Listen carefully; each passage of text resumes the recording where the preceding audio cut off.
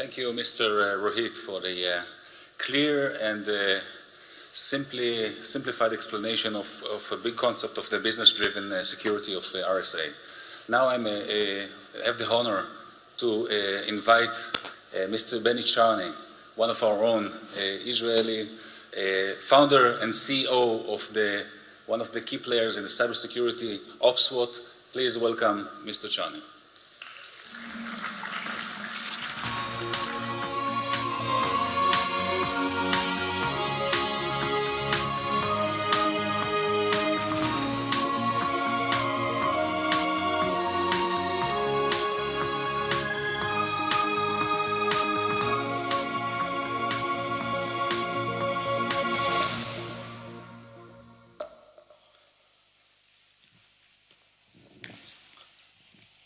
Hi everybody, I'm very happy to be here at Cyber Week Israel.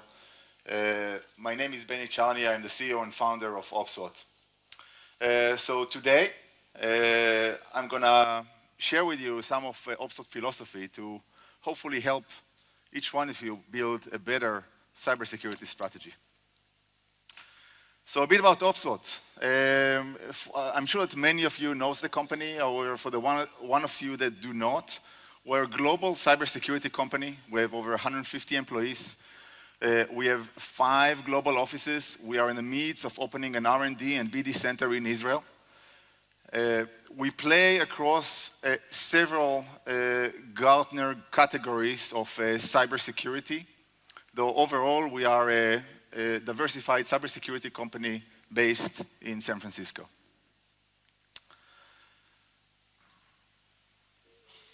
Type of customers and customers that we have. So we have over 1,000 customers across the traditional cybersecurity verticals, whether it's government, defense, energy, financials.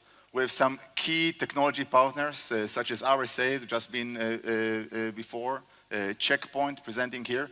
We have some key and strategic customers here in Israel, such as IAA that is presenting here outside. Most of the nuclear facilities in the US are protected by OpsWat technology. A bit about what we do. So we play in 3 different roles, and we have 3 different product lines that are, each one of them is extremely successful. Our major platform, a Meta Defender, is protecting against advanced threats in the organization. A bit about this platform. So I'm sure that many of you are familiar with advanced threats and advanced threats in general. So many of you are familiar with advanced threats in the network, advanced threats on the endpoint, such as next-gen AV, and so on. Where we have a holistic framework, a multi-channel protection against advanced threats, whether threats coming through the USB channel, file downloads, web portal, or any other channels. We are also innovating in a cloud access control. We are a known leader in endpoint security technologies for traditional network access control, and we're innovating in cloud access control. It's a platform to protect cloud applications. And the third platform, our philosophy is that we are very, very open to the API-driven world, and we know that, at least our philosophy is that many organizations are integrating and looking to integrate platform via APIs. We are committed to the development platform. Many of our technologies are accessible via APIs. So in order to go and share it, so we have like 12 minutes here to go and talk about, so we don't have too much time. However, in order to start talking about the philosophies, I think that each one of you wants to get a grasp, and I'd like to share with you how we view the cybersecurity. So we'd like to know where do we stand. So where do we stand in the industry? So the first research I'd like to share with you is that I'm sure that many of you are asking is how much malware is out there. So we try to answer this question: how much malware? How many viruses are out there? And we look at 2 different sources, as you can see just behind me. AV Comparatives and McAfee, 2 very reputable vendors. And whenever we look and we try to assess how much malware is out there, clearly there is a lot. However, clearly there's also inconsistency. There looks like there's a variant between these 2 very, very reputable vendors. Whenever we look at, some would argue, oh, McAfee started counting malware before AV comparative, so actually we looked at the variant between them, and we see that even the variance change, which means that different vendors see different threats on a given time. Whenever we take that to the advanced threats, or very much, many of you are familiar with email-based threats, such as the document-based malware that is coming, we see a significant increase, actually over 900% increase in advanced threats, which are related to JavaScript. Some of that is related to the ransomware, not all of that, though we see a huge increase in targeted attacks based in email and documents. Whenever we take it to the CVEs, and whenever we look at the CVEs and global total amount of CVEs, looking at these numbers year after year, also we see a giant increase in CVEs, and also something that is becoming pretty constant. And look at us as an industry, we're very much failing to come up with patching and to a point getting these CVEs or accumulation to the CVEs down. So if we're trying to summarize just kind of the quantity of threats, so first we know that there are many threats. We can't really count how many. We see more and more vulnerabilities, over 6,500 coming every year, and a big jump in a malware base, in advanced threats based in documents. So the results of that is obviously increase in breaches. So over 1,093 records related to breaches. 75% of these breaches is related to malware. This is actually a Verizon report that we collected. So, and then if we're looking and compare it to the global cybersecurity spend, there's a graph behind me showing the global cybersecurity spend. We're spending much more in cybersecurity, and still we have more breaches. There is more malware. So if we go back to the question, where do we stand? So as an industry, I can come and say we are failing. We are failing as an industry. We are spending more money. There are more breaches. There is much more. There is a lot of malware. We don't know how many. There are more CVEs. So given that, so the first question to ask ourselves is, where do we stand? However, the second question we need to ask ourselves, what is the capability of our solutions? So whenever we look at the global cybersecurity market, and whenever we look into, there are over 1,800 cybersecurity companies, you can see the report classified in all kinds of, so this is one report by Momentum. I'm sure Gartner has their own classification of cybersecurity technologies. So it's very, very hard for a CISO to go in and first choose one. There's many to choose from, and also to understand which one to pick. One thing that we do at OPSWAT, we are putting together a market share report. So this market share report is for anti-malware on BYOD on Windows device. It's a very popular report. We're pretty known in this specific space. However, if you go to MetaDefender.com, by the way, it's a free website. You can go and see we have all kinds of reports there and all kinds of research that we're putting together. We're collecting data from millions of machines and sharing it. So clearly from this research, we see that the market is pretty segregated. There isn't a really dominant vendor that controls everything. And by the way, if we take this report to other areas, we see a very interesting segregation. So, and then whenever we see that, first, there are many vendors, there is a lot of segregation in the market. How can we really choose, how can we really pick the right cybersecurity solution for us? How can we go ahead and measure the quality of those? So there are 6 very known companies that their mission is to rate and rank cybersecurity products. You can see their logos behind us, and we very much work closely with each one of them. We came to first we read their report, we partner with them in any shape and form, and each one of these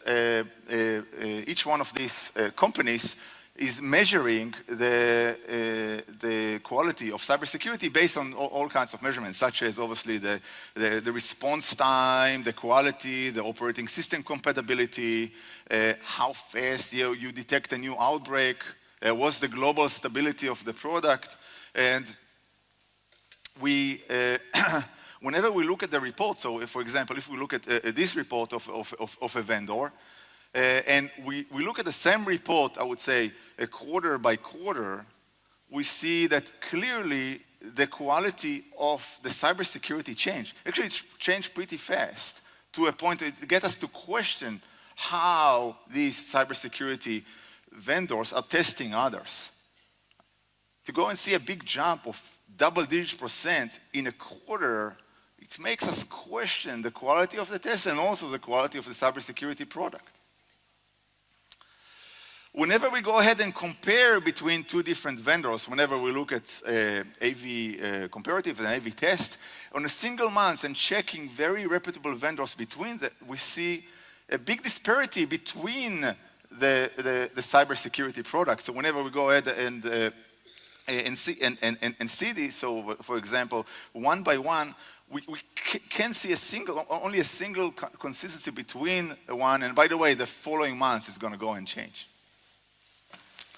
Whenever we go to the network, so this is a report by NSS Labs, and we look for very known, very reputable vendors out there, we see that also we see a big, I would say a big inconsistency between the results. Interestingly, that immediately after these vendors are coming up with this report, the known vendors try to sometimes dispute this, sometimes sue, sometimes come up with an updated report. Or everybody also remember the Volkswagen test of the smoke test. You get some similar tests and similar behavior like that we've seen in the industry. So,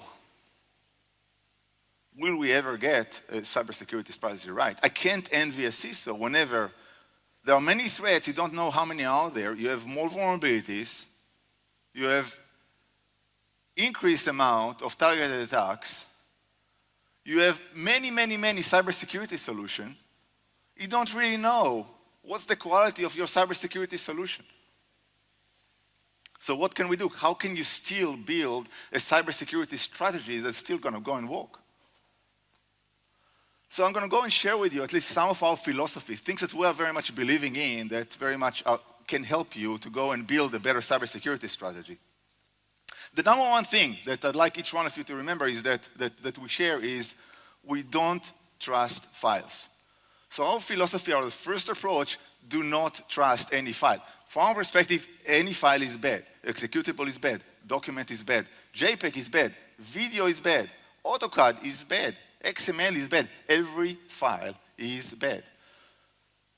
And one technology we're very much believing in is called CDR, data sanitization. There are many words to go and call it whenever you look at Gartner and some others. We call it data sanitization. It's very much reconstruct files. Assume everything is bad. You go to camping, before you drink the water, you boil them. You don't trust anything you're going to go and consume to a point that you have technology to reconstruct the files before you actually use them. And on the same website I mentioned to you before, it's really an interesting website. We get tons of research at metadefender.com. We share many samples of videos and JPEGs and documents that you can clearly see that maybe a few vendors detected the threats months and months ago. However, with data sanitization, literally you can deterministically clean these files before they touch your network. The second philosophy that I'd like to share with you, that we're very much believing in, is multi-layered, however, multi-vendor defense. Whenever you don't know how many threats are out there, you don't know what's the capability of your solution, try to use as many as you can. Obviously, try to go and base your decision on what you use based on reports. So, yes, you can use A/B tests, A/B comparisons to go and choose, okay, the ones that you trust the most. However, try to use as many as you can. I know I'm sharing a lot of data with you. By the way, for the ones of you that wants to see some of this research, we have it in the booth. We can share it with you later.